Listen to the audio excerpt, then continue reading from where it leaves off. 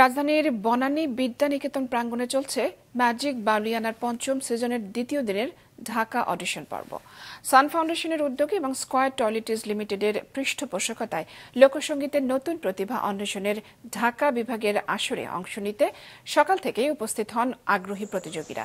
পঞ্চম সিজনে এবারে ঢাকা বিভাগ থেকে প্রায় 15,000 প্রতিযোগী রেজিস্ট্রেশন করেছেন। এদিকে প্রতিযোগিতায় অংশগ্রহণের ছোড়া দীর্ঘ লাইনে দাঁড়িয়ে প্রতীক্ষা করার পাশাপাশি গানে গানে মুখরিত করে তুলেছেন পুরো প্রাঙ্গণ।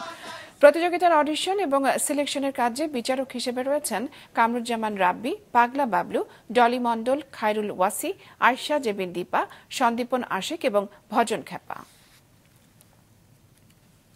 আমরা পৃথিবীকে দেখিয়ে দিতে চাই আমাদের বাউল গান সেরা গান। আমরা আসছি আসলে মূলত অডিশন দিতে, কিন্তু সবাই যখন একসাথে হয়ে গেছে গানের একটা আসর বসে গেছে, এটা নিজেদের মনের প্রফুল্লতায় চলে আসছে। ওদের গায়কিটা ভালো লাগতেছে এবং ওদের উচ্চারণের দিক দিয়ে ভালো লাগতেছে।